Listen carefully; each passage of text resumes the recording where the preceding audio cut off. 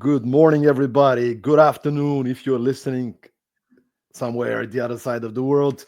Hope you're good. I hope January is starting great for you. Welcome back to Productivity Mastery. Before we begin, I want to remind everybody that Productivity Mastery is a podcast that is right now on most of the major podcast platforms. This is episode 207. So if you haven't subscribed to the podcast before, if you haven't seen any of the other episodes, I invite you to go check it out. There's a bunch of great episodes out there. And the more people subscribe to the podcast, the more chances we have to attract amazing people like my guest today. Good morning, Peter. You already have your Pepsi Max? Yes? Ready? Ready to go? I'm so ready to go, and thanks for having me. What's up with this Pepsi Max? I mean, I ask you, do you have your coffee? And I have this Yes. big. This is, by the way, because of Denmark. Because of And Denmark, I'm drinking coffee like this. So yes, because of you guys, but you have nobody. Pepsi Max. What's up with that?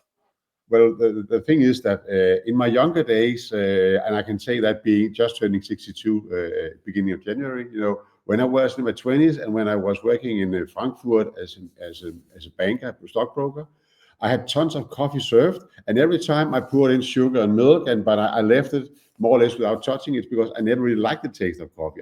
I love the smell of it. My wife drinks a lot of coffee, but I never really liked the taste. So if there's no tea around, I take either water. But then in the last 20, 25 years, I've been doing this. And, it includes actually also caffeine in this. So I get like 3 liters a day minimum. So you get, if you have some addictions, this is mine for sure. And I think that could be worse. That could probably also be better, but that's how it is.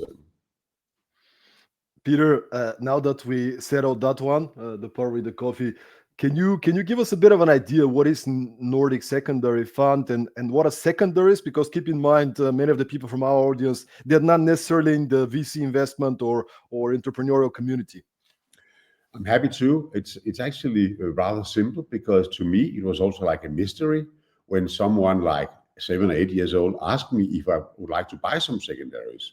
Basically, secondaries is existing shares in a company, typically a startup or scale up, where for various reasons, some founders, some employees, or early investors would like some liquidity, and it's the opposite to listed stock. If you buy a listed stock in Novo Nordic or Carlsberg or whatever, you can buy the shares 1 minute and 2 minutes later you can sell it and get your liquidity. If you have shares in an unlisted company, you can of course ask the other shareholders if they want to buy your shares. But typically for founders, they have spent a lot of, if not everything, so close to everything they own building a company. So they have one thing in common, which is that they have very little liquidity. So if they are gaining from having a startup like 7 years ago that was valued at 1 million euro, suddenly 7 years later, somebody has invested in a company at a valuation of maybe 50 or 100 million. So having 10% ownership in a company means that theoretically they have like 5, 10 million in value. But when they go to the bank, they say, congratulations, but sorry, we cannot help you. You have unlisted. Your stock, they cannot use those shares as collateral. I hope it's not too technical, but basically what it means is that those shares, they can offer to outsiders. And we were the first and currently also the only one in the Nordic Baltic area doing secondaries in the scale of funds of 50 and 90 million euros, having invested more than 100 million euros in the past 5 years, bought from mainly founders, providing liquidity, but also sometimes we are bought from business angels. We have more than 100 angel investors from Danban, one of the better European business angel networks, but we have also investors from Estonia, Sweden, Norway, Finland, Lithuania, and in our next fund we are also pretty sure we will have a wider geographical interest, both in terms of LPs, but also looking for companies. The last deal we did was actually a German scale-up called Wingcopter, building in Darmstadt the fastest and the long-ranging drones. Currently working with partners like Siemens Healthcare, taking care of delivering blood samples from areas in Africa where it's not very easy to go by car or other thing, and a lot of other different. So there are a lot of things. So that was a long. So basically, secondaries are existing shares. You can get liquidity, and which is very very difficult to find buyers to. We are doing that basically. I hope that gives some kind of meaning. Otherwise, Thank you, please. Peter. Thank you for the explanation. And today we'll talk about the art of making meaningful connections. And the reason we decided on that topic is both of us are very passionate about this. We know the value of making meaningful connections, what that can do to your business, to your life. But also, I've been fortunate enough to be your friend for a number of years now, and I'm always impressed uh, how effective are you, but also very human in your approach to making meaningful connections. And I just want to shout out to everybody who's watching us live. Please let us know where in the world are you watching us from. I can see Galina is joining us from Munich. She's saying good morning. She's excited. Another networker, by the way, another networker and matchmaker. So that's cool. Let's make it a party. It's amazing. But Peter, talking about meaningful connections, I'm just curious when I say the phrase meaningful connections, what does that mean to you?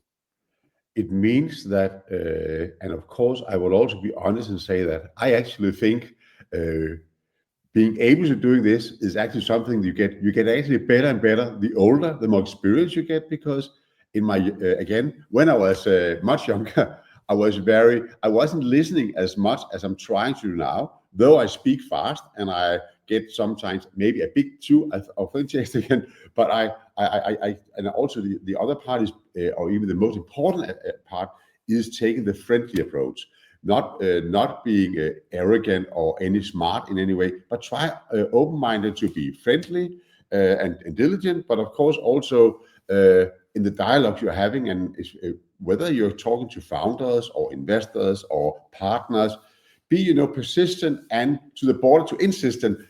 Show them that you really want to help, and always start by asking when you meet people, how can I help you? It gives it's both good karma, and it is extremely good for your business. If you start by saying, of course, a short introduction, ask a simple question: what can I do to help you?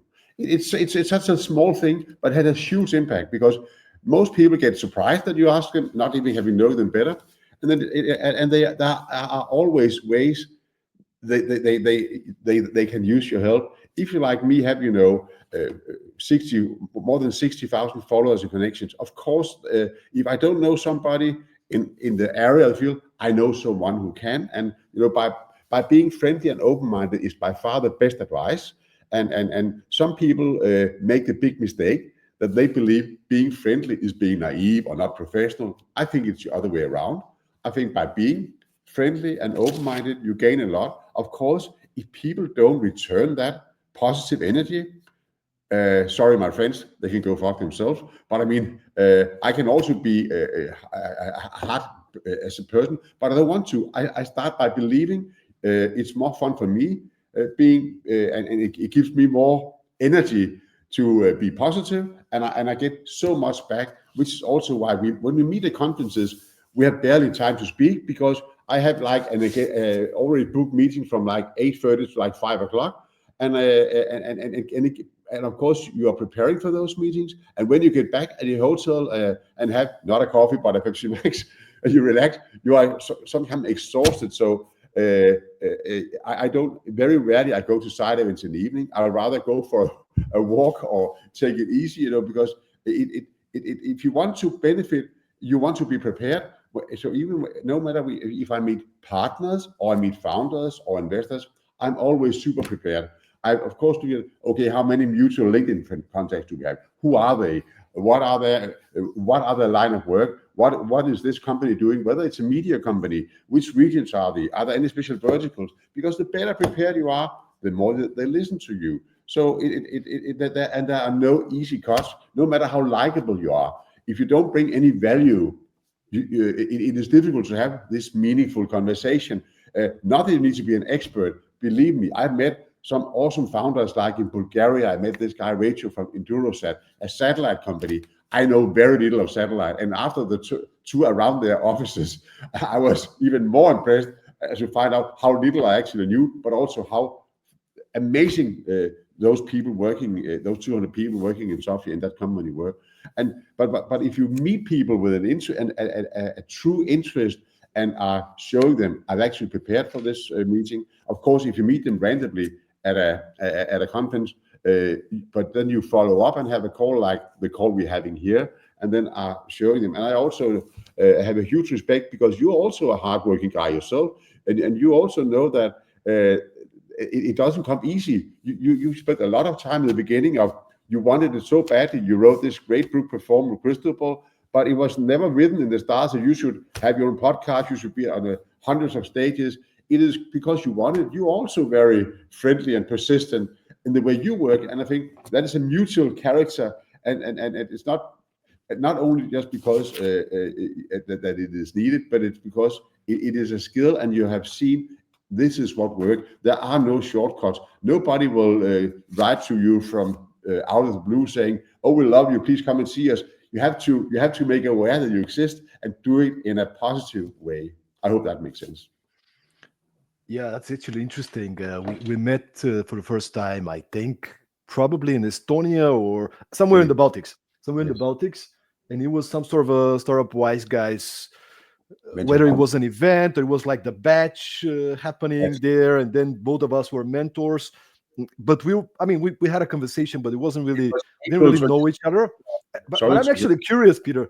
I'm actually curious. What made you invited me for coffee a couple of years ago in Copenhagen, kind of proactively reach out, and you were like, Stoyan, I want to have coffee, I want to meet you, let's meet up. What made you, what did you see in me that you invited me and wanted to kind of to get to know me better? Well, basically, it was for many reasons. I would say that we met, in my notes, we met in April 2017 in Tallinn. So it is actually 8 years ago, shortly.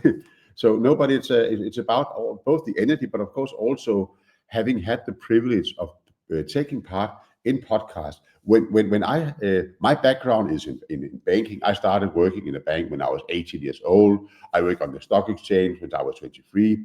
Then I worked as a stockbroker and a wealth advisor, private banker. But then when I built two asset management companies, I was lucky to exit.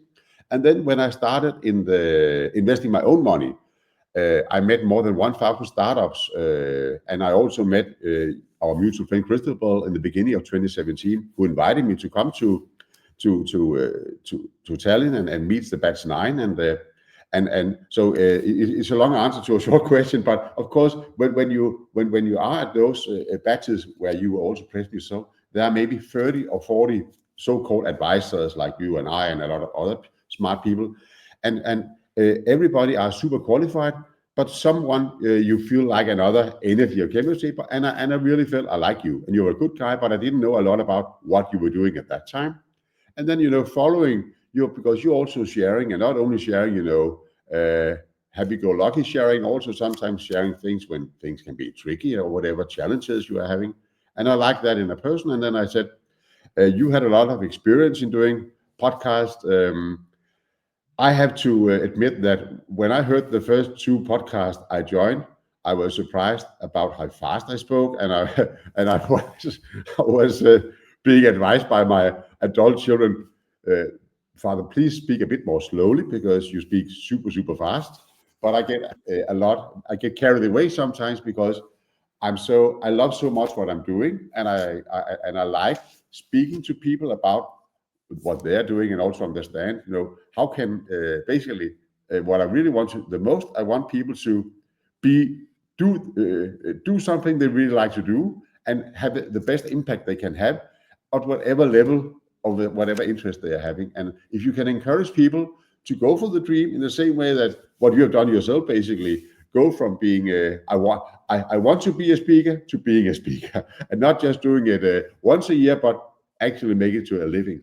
And when I found out about secondaries and no one did secondaries, I said to myself, why is it so? And everyone, oh, there's not a market, it is not big enough, it's impossible. And I spoke to Frank, my partner, said, of course we can do this. But I would also say it took more than a year to raise the first fund of 50 million euros, which was a bit ridiculous to me because in my former job as an asset advisor or asset manager, I raised 700 million in 2 years euros. So raising 50 million took more than a year. Just meant that people didn't know the category, so it was super difficult.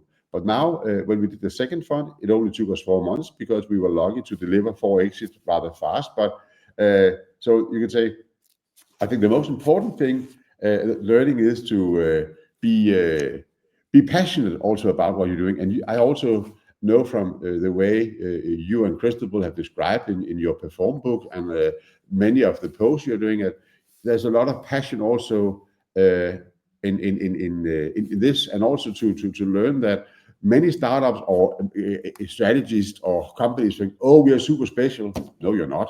Of course, you have some special skills, but at the end of the day, all startups have a lot of things in common.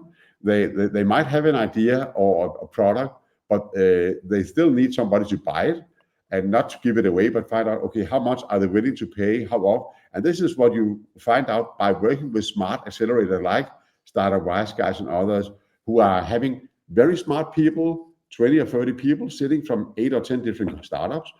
And in the beginning, they all think they are very special. There will be very little they can benefit. But the smart founders learn very quickly. They can actually get, whether they are a company from Lithuania or from Czech Republic or wherever they're from, they have the same need of finding out who are actually our clients, our customers, our partners. What are they willing to pay? How often will they pay? How can we do this? So there's so much in common. And said, in the old world, I grew up in finance. Everybody never shared anything. Everyone was working to get their best bonuses. They were stealing customers from each other. Where in the startup scene, the smartest one are the ones who are sharing. And I'm not only talking about the small startup, even one of the most successful company we have in our portfolio, a company with revenue of plus $300 million. When I asked the founder of that company, who's your biggest competitor? He mentioned the name of a guy I actually met at Web Summit, where we both were this year. And he said, he's a great guy. And even though the biggest competitor on a global scene, they're very good friends. And it's just true what I like, why the startup scene and the growth scene is super interesting, because people understand you don't lose anything by sharing. If you do it in an intelligent way, you gain a lot, and you also inspire people to do even greater things. And sorry No, for too absolutely, long. man.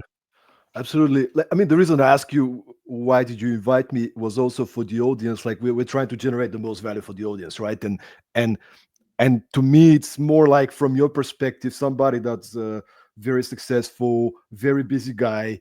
What makes you? What do you see that you value in people that helps you to get them closer to your circle, right? So having you reflect on that is, of course, something to think about, because one way is to proactively reach out to meet new people, to and we'll talk about that, by the way. I wanna talk about that, but then the other thing is to make yourself attractive to be approached, right? To make yourself likable person that can offer value, so you actually get invited to those kind of places.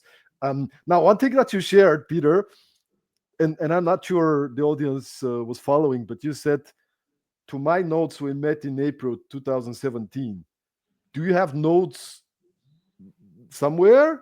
Like kind of like you, am I in a spreadsheet somewhere? Like how do you keep track of? Yes, I have an old school Excel spreadsheet. Okay. Of course, I also have my LinkedIn, where I keep track. Unfortunately, LinkedIn have this limitation, say you're only allowed to have 30,000 connections. So every month I have to delete like a couple of hundred, so I make sure that I have room for new meaningful relations. Get a meaningful, because sometimes if you meet somebody maybe in 2008, 9 or 10, if you haven't been speaking, having any contact with those for many years, and okay, then of course need to make room for more acts, because for various reasons there might be that people are not active or don't use the media or whatever. So it is of course keeping track and being prepared. Having said so, But tell me about this yes, spreadsheet. Like you said, you have like a yes. spreadsheet, or like so when you meet somebody interesting, you kind of because there's so many people we meet, right? Yes, You put them I in would say, a, you have a spreadsheet. How does that look? but that spreadsheet is like an old, not active spreadsheet. It's just a track I have because for the last 3 years I've been using. We have a CRM system. I'm happy to recommend. It's called Dialogue Please. with 3 Ls. A great system where you can, and this is what we are doing, have been doing, using in the company, because prior to that, I hadn't seen any CRM system that was suitable. There was a Danish company called Web CRM, which was good, but it was still it was the best I've seen until I met Dialogue. And I met Karina at Tech Chile in Riga, and she was pitching this idea. And I was thinking, okay, another one of those wannabe delivering a system that is useless, but it was amazing. And what I really liked about it was also it is built. Her partner is also a VC and understood the need. So in that spreadsheet, every time I go to a conference, I make a worksheet saying, okay, Web Summit 24. Then I put in all the people, both startups and I want to see. So I have an overview. I have a track of all the events I've been to the last 3 years. I know who I met at which venues, and then I can, and if a business opportunity should occur, I can move them to our watch list, our N2F watch list, which is a list I have of the pipeline we're having of potential deals. And then when there's an offer, I move them to my actual pipeline. So I will use very much, and I am a very structured person, because otherwise it's impossible to keep in mind, no matter how good memory you are having. And I'm very good with faces. Sometimes, of course, I guess we all know that feeling that you meet somebody at a venue, they come and speak to you like they know you very good, and you can know their face, but you can't remember, did I meet that person at Tech Chill or Tech Barbecue or Slush or wherever? But then I've learned myself, be polite and then say, you have to refresh my memory. Where was it we met the last time? Or please give me your first name, whatever. Because but That's a in very a good state, advice. That's very good advice, because because that happens to so many people. Kind of like you meet somebody, they say, "Hey, Peter," yes, and you're like, you don't know what to say. But I think the way you approach it in a friendly manner, but still being honest and vulnerable and saying, "Hey, can you refresh my memory, please?" Because I, yes, it is difficult because you don't want to not be giving them the impression that they don't mean anything. But if you are at like a batch and you meet maybe 50 people in a weekend, and then you have met like thousands of people every year, and I met thousands of startups. Of course, you can't remember everybody by name, but usually people are super nice and they're happy. And because also as a rule of thumb, I would give, no matter whether you're a partner in a media company or you're a writer or a HR department, always again make sure that you do your best. That you might not hire the person, you might not get the job, but make sure that when they leave the room, they said, okay, I might not be selected for this, but I had a very good conversation. Stoyan he was kind to me. They made another choice, but at least leave a good impression, because it's nothing personal. If you decide to go with another candidate or they choose someone else to do a job for them, it doesn't mean that they don't value you. And so you should not be offended or say, oh, what an idiot, they don't understand me. No, embrace it with, basically embrace it with, okay, it's fine. In the same way, like I've been doing cold calls for 40 years, and I've been sitting with a big in the back of the days where we didn't have internet, we had a phone book. You started from the company, and then you started calling from A to, and you get 95% reductions. And every time some characters get depressed if they get like 20 no's in the morning. Uh, for me, it's the other way around. If I get turned down by, they can, the next one I will definitely win. And then, of course, if you are persistent, borderline insistent, at the end, of course, you'll get a yes. But it is hard work, and some people don't understand that they should not take those rejections personally. Just take them as fuel for the engine to say, okay, the first five might not understand, might not, but they will be, the next one will accept it. The for same way. sure. Let me bring you back. Let me bring you back to the CRM, just because I think it's really interesting what you're doing. Um, from what I understand, by the way, Galina is asking what's the name of the CRM. Was Dialogue, Yes, you said, right? dialogue. D Dialogue. diet with three L's. Dialog. Okay, Dialogue. So just to understand, it's not just, well, I would imagine, for example, founders in your target group, like these are the people that you put there. But on top of the, like, for example, you meet somebody like me. I'm not directly your ideal target person, right? Like, I might be somebody interesting because I have a good network, we can exchange ideas, whatever, but you still include me in this CRM. If we met, we had a good conversation, and you say, Stoyan, um, great guy, he's connected in the Baltics, the Balkans, the whatever, right? Like, is that what you do? Just to understand. Yes, because I have like various categories. Of course, there are like, you could say, partners, network, you could say ecosystem heroes. Or sometimes when I'm writing on comments, I call you guys local rock stars, because that's what you are. You're a local part of a community, whether it's the upcoming Bulgarian tech scene where you have a role. You were also a part of the upcoming Baltic later, and also around those places. And like you will also be in Bilbao in 3 weeks, where I also will be. People who are interested in bringing value. So no matter there are no direct professional link, but of course I also understand the value of having a conversation like this. Though it's not initially, I can say, okay, will Nordic Secondary Fund benefit from this today? Probably not. But there might be someone listening, either who would like to know, okay, Peter told me they will start fundraising.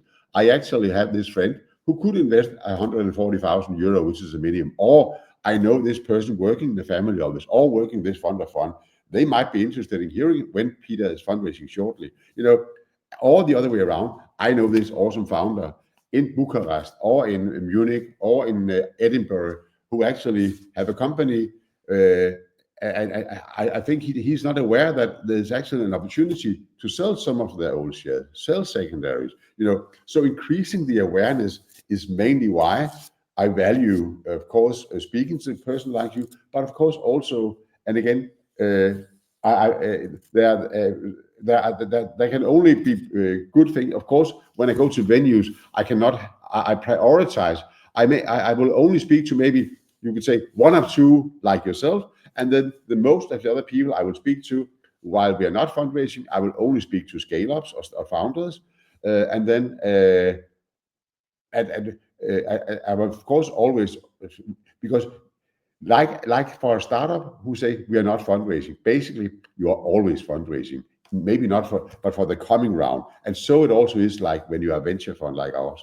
Though we are close to fully invested, but if you don't stay in contact, informing your investors on the journey, you cannot expect them to be loyal if you can't go back 3 years later and say, oh, now we want some more of your money. You need, of course, to keep them. Like any friendship, if you only reach out to a friend when you need their help, at some So, time so, so how many, how, how many, what's the number of people you have on your CRM, like contacts? Like, oh, like is that thousands. There are many. thousands? There are many. And just Yes. just to understand, because for you it's a day to day, Peter, but I mean, you're very disciplined, right? Very effective, which is what impresses me. Just, you go to a conference, like, do you do that in the evening, or do you do it at the moment? Like, you put them in the system and put a little note. Like, is that like you go to the hotel at 8 p.m. and just who do they Yes. meet that day? What's your Also practice? one of the reasons why I'm still a big sucker for business cards, and also why I always bring notebooks like this and I make notes during our meeting like this, because sometimes if you're just of course, some of the venue, if you have people to meet, there are areas where you sit table by table. There you can sit either with my laptop and write directly, or have a notebook. But if you're meeting them at an investor lounge where you're standing in line for food or coffee, whatever, then if you exchange a business card, then when I say bye to the person, I will make 5 or 10 notes on the back of the business card. And if they don't have one, I'll use one of my own to make the notes. And then I make sure, as soon as I am with my laptop, I will send them a LinkedIn invite, and I will address some of the issues we agreed to. Say, I'll get back to you Tuesday next week, or always a concrete. Never say see you soon, talk to you, go fuck yourself. That will never happen. Be concrete in the same way as if you are selling or if you're making an appointment, always make sure when you leave, where is the next point of contact? Because otherwise, it might be nice, but it's not very productive. And it should be meaningful. You must to make sure, and also to find out, is the person you are meeting, are they also interested in having another step, or will they just be polite? Because if they're not interested, it's fine. Then I should not waste my time on them. But if they are in doubt, and you really want them to, if you show them this is important to me, I'll be happy. I'm glad we will talk Wednesday next week or Friday 2 weeks from now. You gain a lot by showing them interest. Like I've been luckily married for 30 years, actually today. So when I say I'm far better married than my wife, but don't tell her. But it's also about a relationship. If you don't take care of it, how can you expect it to continue? And it's also with professional relations. When we met in Copenhagen, it was the first time you showed me, your system and how you approach getting the most out of an event from a relationship standpoint. And I want us to break it down so we could make it valuable for the audience. Break it down into 3 steps. Imagine you decided to go to an event like Web Summit, and the 3 steps are preparation, being at the event, and after the event, right? Let's take them one by one. Preparation, the first stage. How do you decide whom to contact, and like, I mean, just give me maybe an example, like from a recent event like Web Summit. Yes. Like let's say you're there for a few days. Like, how many meetings do you have? How do you decide? Do you reach out? Do they reach out to you? Just give us a little bit of an idea about the preparation that makes Maybe you get the most out of an event. I would be honest to say that, though, to me, Web Summit is mostly inspiration, because for the networking part is very, very complicated. Why? Because there's 70,000 people, there are thousands of startups, there are very early stage companies, very few more mature scale-ups compared to the ratio. Let's look into some other event then. Give us an event that's Slush more. would be a great event, or Latitude, or Slush, or Tech Chill. Okay, Those slush. Let's go slush. What's your preparation process? and because and now we also, Slush is second to none. Period. The best organized event all over Europe I've been to. I would not say everyone, but close to a lot of events. What makes Slush especially unique to me is the fact that they have a special investor platform that they open, not just 2 weeks like many other conferences uses, either the Brella or some other app, which also are fine. But Slush have their own platform, and it's open like 2 or 3 months before. And the beauty of this platform is that all the companies presenting themselves on the platform, they have to fill in a lot of data. Beside a presentation, how much money have they raised so far? What are a lot of so basically, as an investor or as an interested person, you can prepare yourself by having all the criteria that mean something for you, geographically, size-wise, business-wise, focus-wise, developing whether are they seed, pre-seed, series A, B, D, whatever. There's so much data. So when I go for Slush, there are no other conferences where I'm able to, if I want to, I can have like 17 meetings back to back without a break, 2 days in a row. Of course, you're exhausted, and it's not recommendable unless you're like me, but it's super, super efficient, because there are no other conferences I've met where I can meet 34 founders in 2 days, top quality, period. And again, when I reach out and ask these founders for meetings, I have a plus 85% yes response, because I'm prepared. And obviously, being the unknown nephew of Warren Buffett in the Nordic, with a checkbook, potentially buying some of their shares, no one else are currently doing checks from 2 to 9 million euros. So of course, it's also a unique position. But knowing the strategy, and answering your question, is preparation is key to success. And of course, so by getting access to that data prior to that, I can actually structure, okay, I would like to meet those companies if possible. And when I was at Slush last year, I brought 2 of the from my team, our student, Mads, who's our investment analyst, and also Carl, our investment manager. And it was Carl's first loss, but he really, but they were both very enthusiastic, and they were also, which was pretty funny, when we were at the airport on our way back. Oh, Peter, we are so tired. How can you manage? And say, okay, you're 23, you're 29, I'm fucking 61, and you say you're tired? But it is healthy for them because it takes a lot of you. You spend a lot of energy. You know that is when you meet No, I people, you do. want to be, and of course, that is why I was actually happy, because I was thinking, and I started to getting old, Peter, but when I saw they were even more tired than I was after 3 days. But The confidence came back, huh?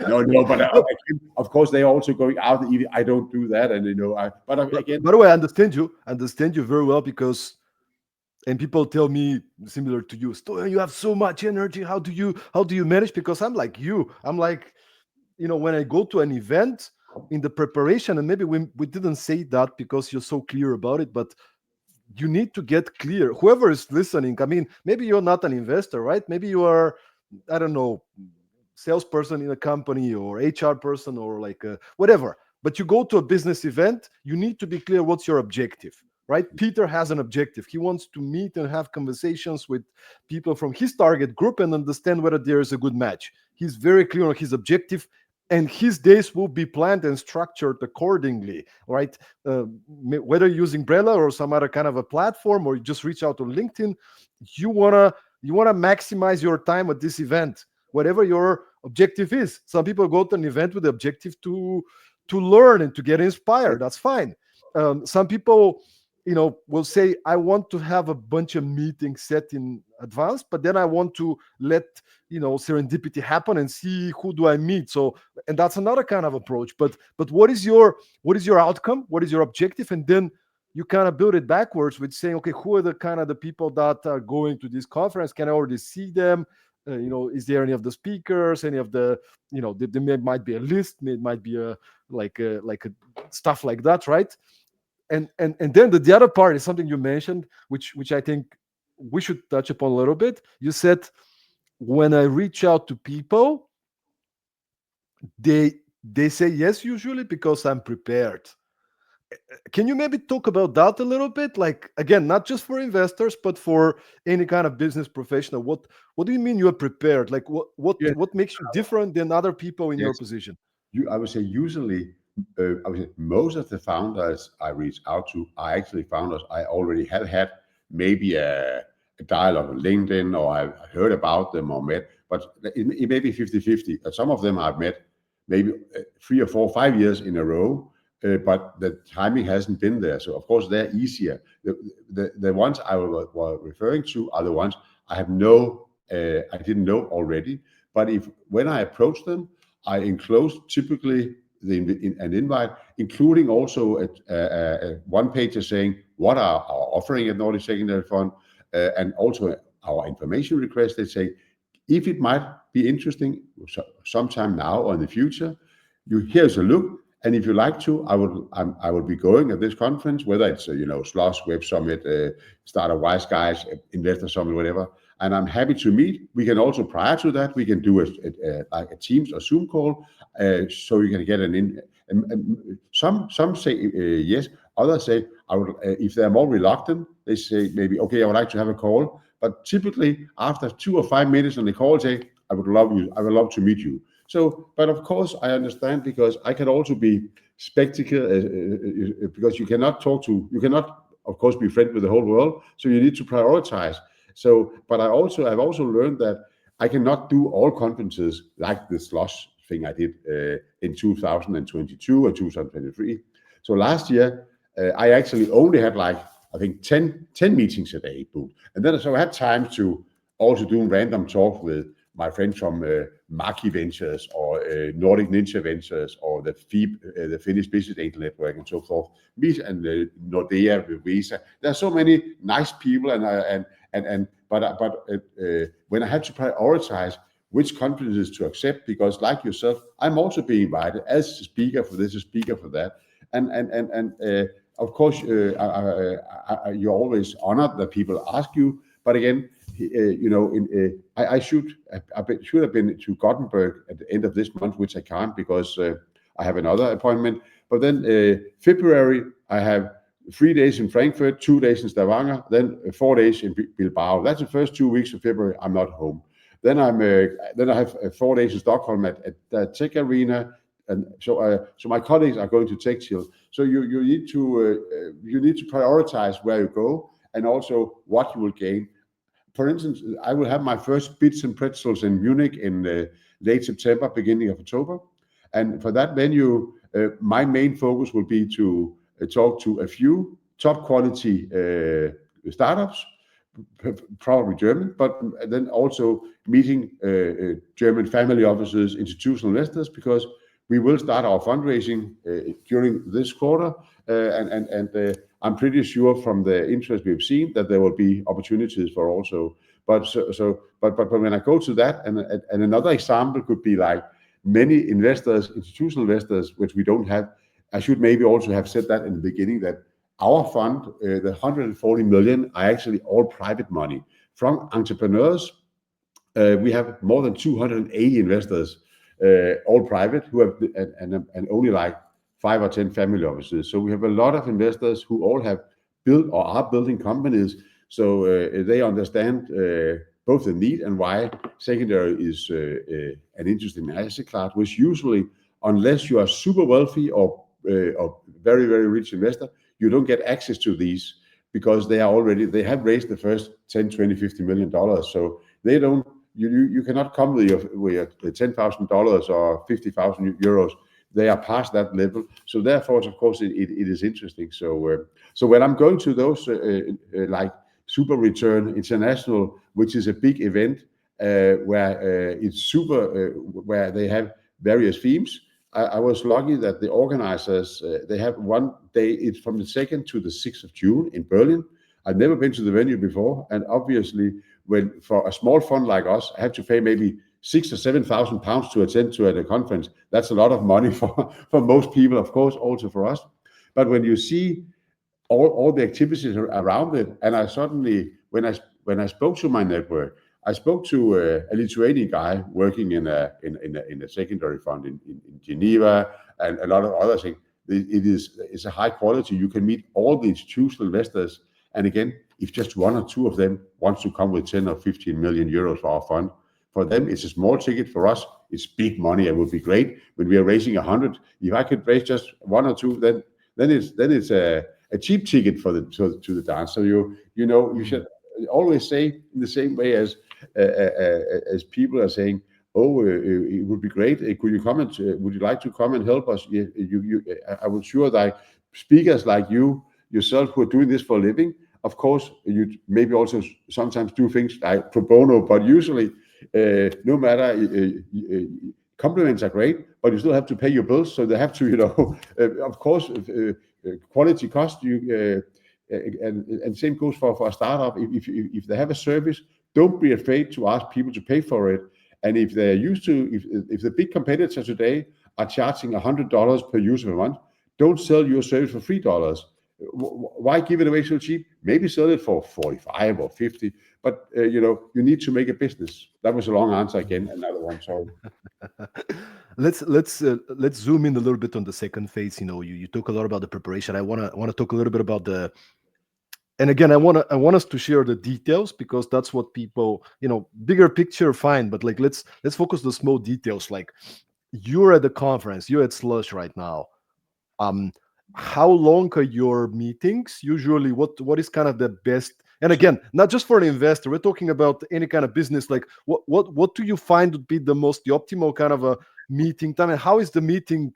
Do you have like some sort of a advice on how to set up and frame the meeting, and how to conclude and wrap up a meeting? You could say, unfortunately, you don't decide yourself if you're using the platforms for the conferences. They are different. On Slush, all meetings are scheduled for 25 minutes, and then there are 5 minutes break between, because there are like 400 tables. So you have to mingle between, and you have your first meeting at table 114, next meeting at table 320. So obviously you need a few minutes to walk. It's not complicated, but if for the first time you see, you get, what the fuck? But it actually works. So it's fine. And I would say the ideal meeting to me is 15 minutes. 25 minutes can be a long time. And then if you find out rather fast in the meeting that this is a waste of time, there are two ways. Either you say, I'm afraid this is not in line what I hope for, or you can use the classic bio break. I'm super sorry. This has been very, again, do it in a polite way. But usually, as I said, it's very, it doesn't happen a lot to me. Why? Because I am prepared. I know who I'm seeing. Of course, sometimes besides seeing the companies that might be super interesting for our fund to invest in now, I always also make room to have two or three meetings in a day, either with a very early Norwegian startup who might be an opportunity in 3 or 4 years from now, or a media or a ecosystem rockstar like yourself or others saying, it was a long time. I haven't seen this guy for a while. It could be great to catch up. I did that with a girl called Gabrielle in Lisbon, a Danish girl doing LinkedIn branding for CXO and doing those things and being able to inspire them to keep doing what they're doing because I think it has a good impact. I'm happy to do so. Making it balanced reduces the risk, but and what I like very much also are the conferences where it is possible to sit down at a table. And at Slots they have tables, 4 chairs, sit down, because when you sit down with people, they're more relaxed. It's easier. Other conferences have like these tables, taller tables where you're standing, and sometimes even back to the guy next door. It doesn't work for me, and the noise level is super high. And no matter how much I love the idea of some of those conferences, I was at a venue in Malmö 2 years ago at a great event called SAS Siest, super, but it was in an old slaughterhouse, and the acoustic was so bad. So after 5 minutes, you were standing in the central station. The trains there was so much noise, so everybody went outside instead, which was fine. But so I ideally 15 minutes sit down, but I said the conferences themselves decide. Typically, it is. I don't think anything is less than 10 minutes, but typically 15 or 25. So. Yeah, I understand. And what do you do? We're talking about making meaningful connections. One thing is your offering, obviously, like you have a offering and people are interested, but it's also the human connection. Yes. What do you do to, like, for example, beginning of a meeting? Yes. Do you do the chit chat? Like you kind of did your Yes. preparation, you kind of I say always something that commonality. Like, how do you make the other person feel the human connection? So they're like, you know what? They have good offering, but I really like the guy. I trust the guy. He's a good guy. You wanna I can tell you, I always start to ask, no matter whether it's a woman in her 20s, 30s, 40s, or it's a guy, ask him, what made you do this? I mean, why did you and your co-founder build this company? And what did you tell me about your background? Not family background. That's too personal to people. Of course, they can tell me whether they are, have a children or they're whatever. But I would like to understand more. Do you have a technical or fine? Of course, sometimes I know the answer if they are engineers or they're business, whatever. But understanding about what are their motives, what are the motivations for doing what they're doing, basically, and also what is the purpose for you coming to Slush? Because most of them are, of course, fundraising, but it could also be, oh, we're looking for a partner, we are looking for this and this, and so of course, because I can talk for hours about our own offering, but if I want them to listen, I need to show them that they are important and, as you said, meaningful. So always start by asking, please tell me a little bit about, of course, we are connected on LinkedIn, but I would love to hear it in your own words about a little This bit is about what your you did, by the way. This is what you did when we met in Copenhagen, and we crack a few jokes. What like you warmed it up for me. You made me feel comfortable and welcome. Hey, this is my partner. These are the guys. We crack a few jokes, and then the first 15-20 minutes of a conversation was all about, you made it about me. You ask me questions. How's your business? What can I do to help you? Who can I introduce you to? Or this is a good market. You offered some advice, whatever. And of course, we were very effective, which made me happy because, I mean, for 30, 40 minutes, we covered so much ground. That was amazing. Don't waste people time. That's another one. Don't waste people time. I mean, of course, you want to keep the human connection, but don't waste people time. And the fact with the piece about what can I help you with. By the way, Galina is joining. Galina, which I already shared at the beginning, that she's a networker. She's really good in connecting people, a matchmaker. And look at her; she's saying immediately, "Great to hear that you're joining to Bits and Pretzels, Peter. I'm looking forward to seeing you there. If Wow. there's anything I can do to help, make your event experience a success, don't hesitate to reach You see, out." I already gained much more than I could hope for because I've been. I was happy to. I heard so much good about Bits and Pets. I never been there. So when a friend of mine from Dreamcast said you should really apply for that, so I But prioritized going there. So for I'm sure, happy. man.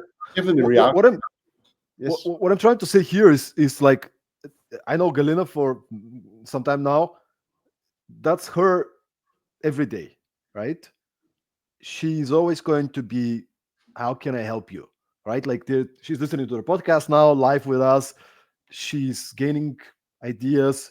She sees that you're going to an event, you're a good person, and she wants to connect you with people. She wants to open doors, and because it's gonna come back at some point, right? This is That's yeah, basically also a big credit to you because that means that actually the purpose and the content of this podcast is super relevant. If you are authentic and being honest, people are helpful. Basically, it's both good karma. It's good karma, and it's also very good for business because on the other side, I'm happy that Karina can help me. But of course, if I share this experience or when I share that in my network, it might attract more sponsors, more starters, more traffic. Because like when I give an example of this, like in Gothenburg, when they started their Go West, I think 4 or 5 years ago, I was the only outside Swedish fund present in Gothenburg. And then Sophia, the organizer, who was super nice, said, "Oh, Peter, would you help me promote outside?" I think last year they had more than 50 VCs from out of Sweden going there. And I would say at least half of them were people I have introduced to the community, because like in many countries, the international VCs only go to the capital. Like in Denmark, they go to Copenhagen, they go back. Into Sweden, they go to Stockholm, they go back. In Norway, they go to Oslo, they go back. They don't go to Trondheim, which is the technical university in Norway. They don't go to Gothenburg, which is the technical in Sweden, and so forth. But by showing them around and helping, I understand Germany is a big country. There are, of course, many local things going on, but this Bits and Pretzel has just been. I heard so much about it, so I said I want to go there. So I'm happy, and there I you will go. be. There you go, man. I'll connect you guys anyway. So I mean, you should definitely meet and go there. Peter, let's cover the last one. So we covered the preparation. We covered you know, getting the most out of an event. You know, being effective on the meetings, managing your time. But then the last part is, you know, event is over, conference is over. When do you follow up? And by the way, I've seen you. I've seen you because last time we met in Sofia, and we had a we had a cup of coffee right after your conference. You were 2 3 hours away from your flight, and you were like, "Okay, Stoyan, it's good, you know, like I have a couple of hours now, so I can follow up to some people." So I saw you already kind of following up the day the conference ended, but like, Yes, is it within? Do you have like a rule, like I have to follow up yes, after within 48 hours, within a week? Like, what do you do? yes, How do you yes. get the most out of Usually, it? I would say because meet so many people. Usually, when I go back to my hotel, I do send emails to the people. It was great meeting you. Use the emails. If I don't have their mail, I invite them on LinkedIn and I include a message. But usually, I follow up the same day or at the latest when I'm at the last day of the conference. If the conference is maybe Monday, Tuesday, so either Tuesday in the airport before leaving home or Wednesday morning at the office. I never postpone it because if you, in the same way I said, if you have a good productive meetings, if you don't follow up, you've been wasting not only your own but also the person in question, because how can they know how serious you are? And you don't make to make a long. Some feedbacks are of course short, longer than others. Sometimes you only say, "Oh, it was great meeting you. It was a pleasure. I'll be I'll be happy to do the introduction you asked for to Coloplast, or I will send you this introduction to my friend Jesper from Danban or whatever."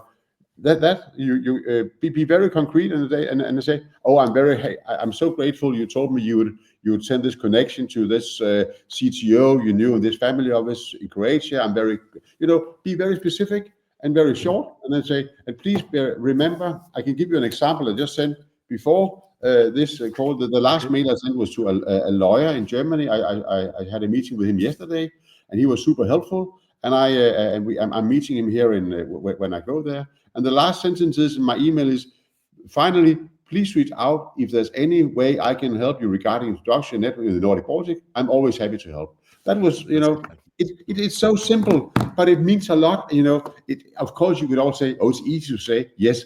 But if you say it, you leave an impression of you actually care. You're not only happy that something was in it for yourself, but you're also showing I'm very grateful. But please remember also if I can do that the other way around, because if there's some characters, there are few people I don't like. But of course, if people are arrogant, they can go fuck themselves. But Mm. another Mm. thing is the kind of people who only reach out to you if they want something from you. They Mm. never give anything back.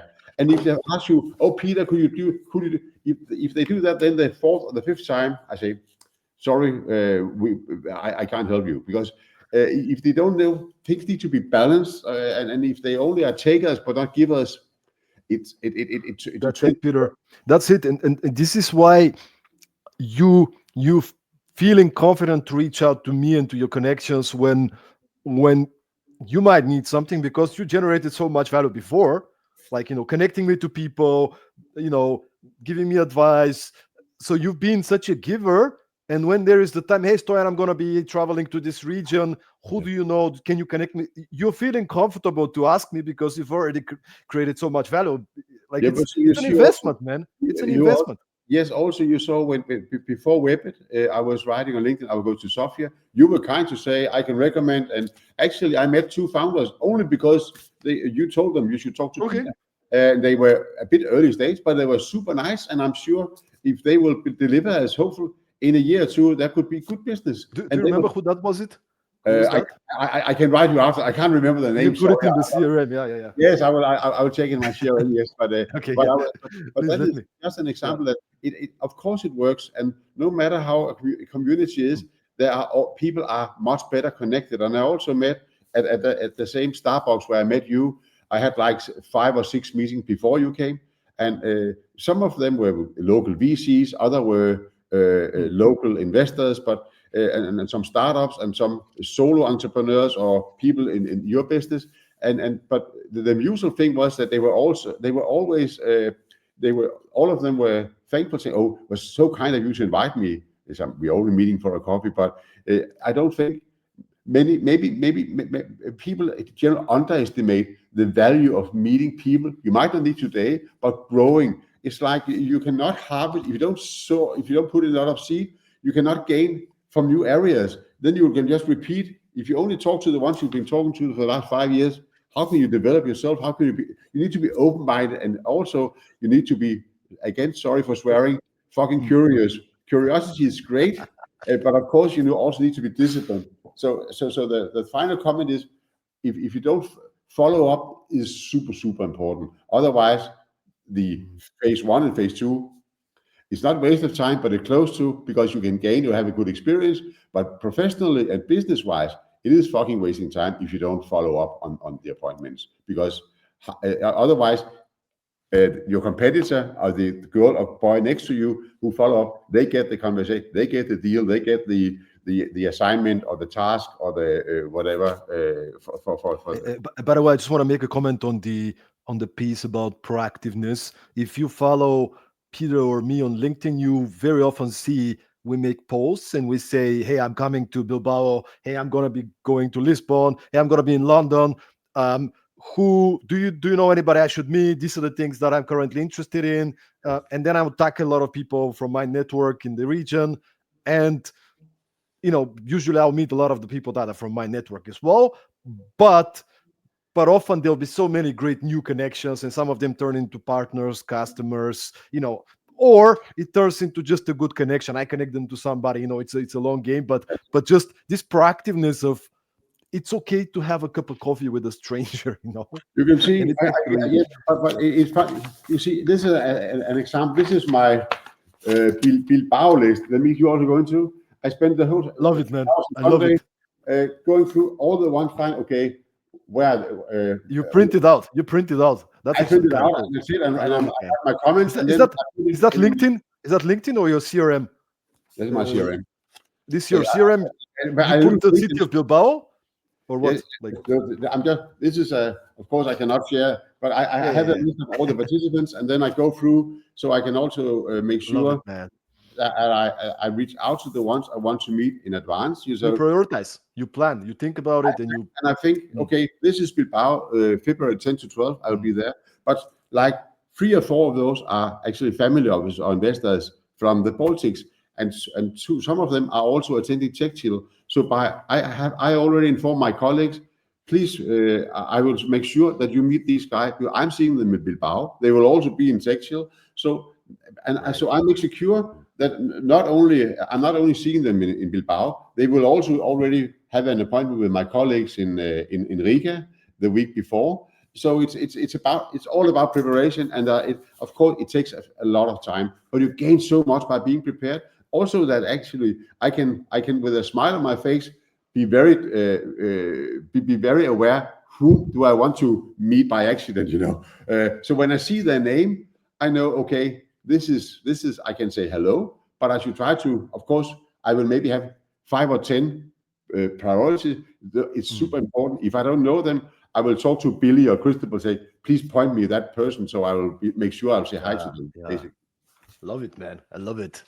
Peter, that was so good, man. We got a question which is not exactly on the topic. I think it's really related, and let's maybe the name of the person asking is Harry Sagaran. So yes. what he's asking is that how do you keep your health in check at all times when handling such an intense annual schedule?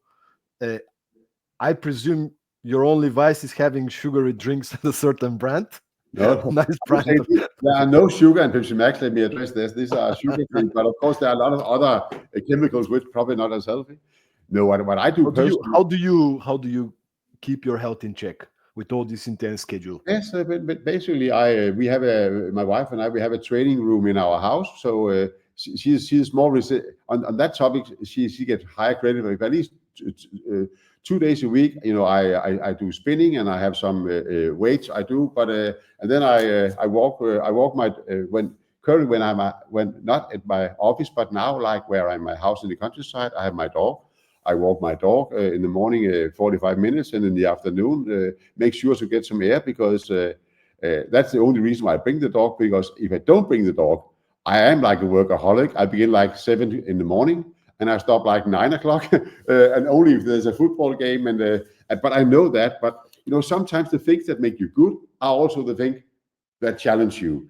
And I would say that for me, I being no one wants me to. I'm running in front of myself with my partner. I could play golf all day if I wanted to, but I will never retire. I love what I'm doing. It gives me energy. So the answer is basically that I'm aware of this, and I also in the past 4 months, I think I lost about 18 kilos or something like that, because I was starting to maybe not exercise enough, and not maybe eating a bit too much, whatever. But I'm in very good health currently, and I have a yearly check with my doctor. And my parents are 85, and they're still living. I hope to be, as I told my wife this morning when I talked to her. We had our 30 years anniversary. I said, I'm ready for another 30. Luckily for me, she said yes, and she's only 7 years younger than me. So, but I think you shouldn't underestimate.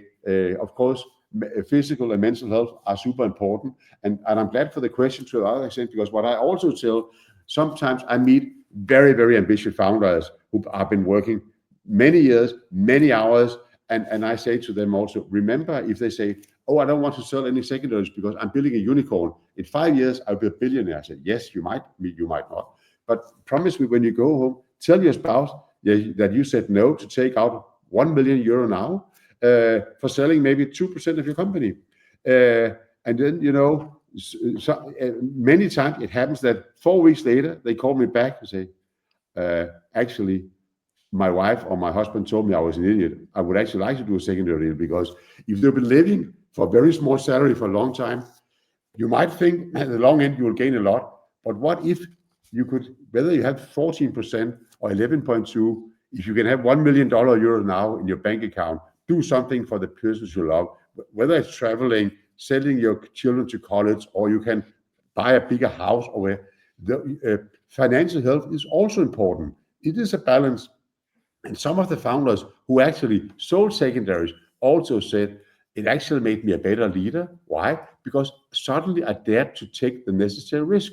If you are a startup, if you have put in all your money, all your time, all your effort, all your prestige, you have invested everything you have in your company, sometimes you are afraid to fail. Because you fail, you not only lose your job, you lose all your money, you lose your self-respect, you are left with nothing, basically. So if you take off a little part of that pressure on yourself and give some financially, so besides having the, of course, physical and mental health, but also financial health, of course, we don't provide founders with so much liquidity. They go to the Bahamas like this and relax. But having a healthy economy is also very, very important for many people. And being a speaker yourself in the beginning was probably also as hard as being a startup, because uh, from being wanted to speak to be able to send an invoice saying it was great being there, but you have to pay me 1,000 or 2,000, whatever, depending on the target you are having. And so therefore, I think the question is super relevant. I try to do my best. I'm sure you also have things you do to stay on top of your game mentally, because I also believe, but I also think it's super important, and this is also why I gain so much when I meet founders, even technologies I don't know shit about, but it inspires me to learn, and I think it's also a way to keep myself relevant, because besides the money we can bring, I want to also be a good partner, and the more I understand of the technology in the company question, whether it's Minut from Sweden who are doing hardware to monitorize hotel rooms or apartments, or it's Wingcopter who are building the drones or whoever. The more I understand of the business, the better I can explain, and the better I relate, the more meaningful dialogue I can have with the founders, understanding their business, the better I can both help and understand. And then hopefully also I can postpone being getting Alzheimer or getting the other super sad illness. So I think it is important to stay on top mentally, but of course the physical and the finance also are super important. Thank you so much, Harry, for asking the question. It's super important indeed. Just to add a couple of notes here, since I travel quite a bit as well, when I'm heavily on the road, to me the important things, it's simple stuff. It's food, it's sleep, it's exercise, Yes. right? If I can, and navigating sleep, and especially in food, really difficult when you're on the road, like, because there's all these parties, networking events. Like for me, I cannot afford to not be in super high energy, right? So because people expect me to be on stage, and if it's not for this event, if I do my speech, then I have to travel to another event. I need to be in a good shape. So sleep for me, like sometimes I'll miss the parties. Like you gotta prioritize, right? Um, and then it's the food, right? It's so easy when you're on the road to say, just now let me get this candy bar and this sandwich instead of like a proper salad or like some kind of a warm food, right? But you can always eat healthy on the road. It's harder, but you can always prioritize. 90% of the cases you can prioritize your health and just say no to those things. But Exercise. also, I know this is not Dr. Phil, or but still, I actually quit alcohol like 6 years ago, because prior to that, there were so many events where I had alcohol, and then it began not, but instead of being alcohol, I did wine Friday or Saturday with my wife. Suddenly, it was more or less every day, because there was so much venue, and people are very social, at least in the Nordic Denmark. Usually in the morning, people have a gammel dance for breakfast, and then we'll meet at lunch. Oh, let's have a beer, or so it was. So for me, I found out that it wasn't healthy for me, and it was, and then it was actually easier to say I quit totally instead, or maybe this and this. So there's so many advantages. One, I can always drive my car. Secondly, I can always remember everything what happened, because in my younger days I was mostly I was very I did a lot of alcohol. I like to party, but sometimes you couldn't really. Sometimes you were not the best version of yourself if you had too much. At least I wasn't always. But I mean, I've gained a lot, and I don't think I'm losing anything. And today, it's much more common that people don't. There was much more alcohol in the 80s and the 90s, I tell you, and also even prior to this. But today, younger people also, many of the receptions you go, they are mocktail, they are cocktails without alcohol. They are a friend of mine who I play golf with. He owns a couple of clubs and bars and restaurants in Copenhagen. He say.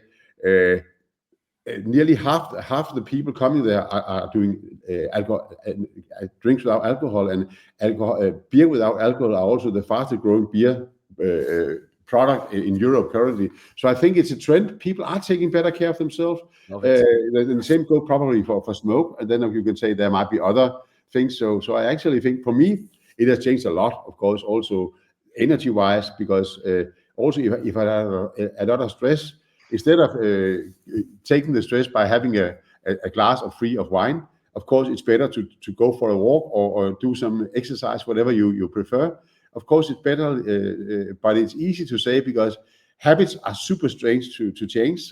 Whether people are smoking or drinking or eating too much or whatever they're doing, it is difficult. But for me, and that is why I don't do alcohol, I don't smoke. So I know, okay, I have my Pepsi Max, but I can live with that. There might be a lot of E numbers. I don't know what it means, but to me, it works, and I'm happy and have a lot of energy, and I'm happy about where I am in my life. You do, Peter. You do. And I know you have to go to a meeting very soon. So just to wrap up the whole thing, like, what's your final message to the people out there listening to us, eager to make meaningful connections? And also, where could people find you and get in touch with you? Yes, three things: be friendly, be well prepared, follow up. That's so simple. Be friendly, be well prepared, and follow up. And you know, if you think you have something to offer, don't be too humble. But with a smile, you can provide a lot of good energy. And if people don't treat you with the same respect you give them, fuck them. Find somewhere else. There are always people out there who are interested in being taken seriously and positive. So that would be my final recommendation. And again, if people want to, they can find me on LinkedIn, Peter Sandberg, Nordic Secondary Fund. I'm always open for network. And if they're curious to understand more about what we're doing on secondaries, they can also write me on LinkedIn, or my mail is peter@n2f.vc. I'm always happy. And on our LinkedIn, on our N2F site, they can see which upcoming events me and my partners will go to. And if, again, people are looking for introductions in the Nordic Baltic or just have any comments, they're always welcome to reach out to me directly. Thank you so much, Peter. Thanks everybody for making it to the end of the episode. And yeah, somebody's saying, "Are you coming to Startup Day?" Unfortunately, not. I was there last year and the year before, but Not this year. Okay. this But year if you go to the webpage, you can guys see where the guys are going. And I just want to say once again, thanks everybody for making it to the end of the episode. Episode 2207. Excuse me, 207. Hopefully 2000 not soon. 2007. That's 207. If you enjoyed the episode, make sure to share it with a friend, and please let us know in the comments or send us a DM if you find this episode valuable. How can we improve? Who do you want to see on the podcast? Make sure to reach out to Nordic Secondary Fund, to Peter directly on LinkedIn if any of those things seem interesting to you. Peter, thank you so much for the time, for the insights. having me. Can't wait to see you in Bilbao and continue the conversation. Likewise. Thanks a lot. See you guys. Bye bye. Bye.